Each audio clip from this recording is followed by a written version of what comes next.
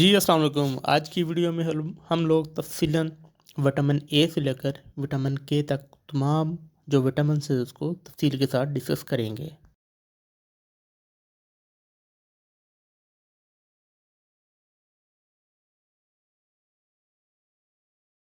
जो vitamin A है ये फैट सॉल्युबल है और इसके जो मेजर सोर्सेज उसमें कैरेट, स्पिनच, लीवर, एग्स और मिल्क शामिल हैं।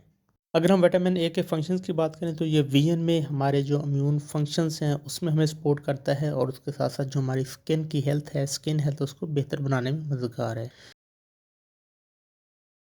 और इसकी जो डेफिशिएंसी है वो हमें नाइट ब्लाइंडनेस, ड्राई स्किन और प्योर इम्यूनिटी की तरफ लेकर जाती है। विटामिन बी 1 है, इसको थायामीन बोला जाता है, ये वाटर सॉल्युबल है और इसके जो सोर्सेज उसमें होल ग्रेन्स, मीट, नट्स और लेगुम्स हैं।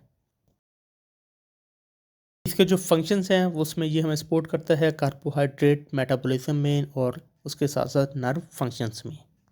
और इसकी डेफिशिएंसी की सूरत में हमें जो बीमारियां होती हैं उसमें बेरी मसल वीकनेस और उसके साथ साथ नर्व डैमेज भी होता है आमतौर पर इसकी डेफिशिएंसी की वजह से। विटामिन बी 2 है, ये भी वाटर सॉल्युबल है, इसको राइबोफ्लेविन कहा जाता है। इसके जो सोर्सेस हैं उसमें मिल्क, एग और ग्रीन वेजिटेबल्स शामिल हैं। इसके जो फंक्शंस हैं उसमें ये हमें मेटाबॉलिज्म और हमारी स्किन हेल्थ के लिए ये बहुत ज़्यादा सपोर्टिव होता है। और जब कभी इसकी डेफिशिएंसी होती है तो हमें क्योलिसिस, सोर थ्रॉट और क्रैक्ड लिप्स की शिकायत हमारी बॉडी को महसूस होती हैं। विटामिन बी 3 जिसे नियासिन भी बोला जाता है, ये वाटर सॉल्युबल है और इसके जो सोर्सेज हैं उसमें मीट, फिश, पीनट्स और ग्रेन्स शामिल हैं। हमारी बॉडी में जो इसका मेजर फंक्शन है वो है हमें एनर्जी मेटाबॉलिज्म में ये हमें सपोर्ट करता है। इसके ज़रिए हमारी एनर्जी मेटाबॉलिज्म जो वो बूस्ट होता है।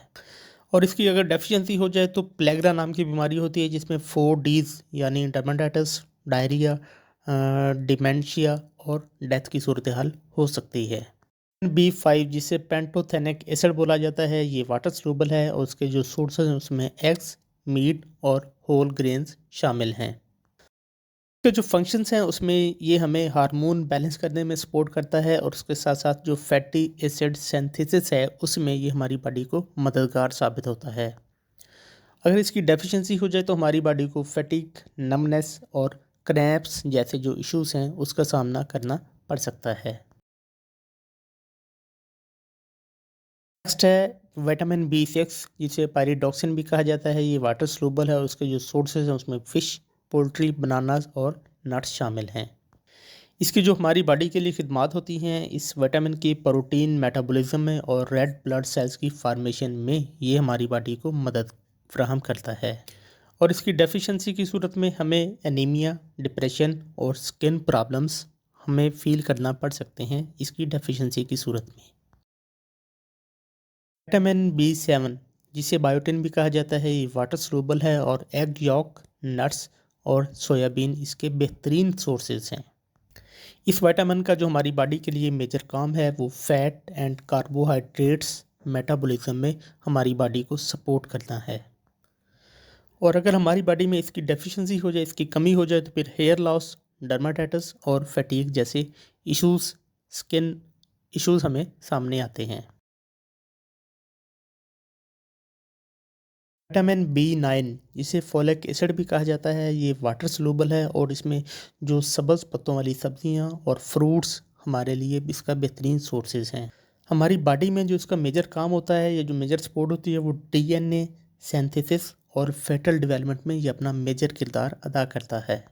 और जब कभी हमारी बॉडी में इसकी कमी होती है तो मेगालोब्लास्टिक एनीमिया और उसके साथ साथ बर्थ डिफेक्ट्स सामने आते हैं। विटामिन बी 12 जिसे कोबालामिन भी कहा जाता है, ये भी वाटर सॉल्युबल है और मीट, फिश और एग्स और उसके साथ साथ डेयरी प्रोडक्ट्स इसका बेहतरीन सोर्सेज हैं।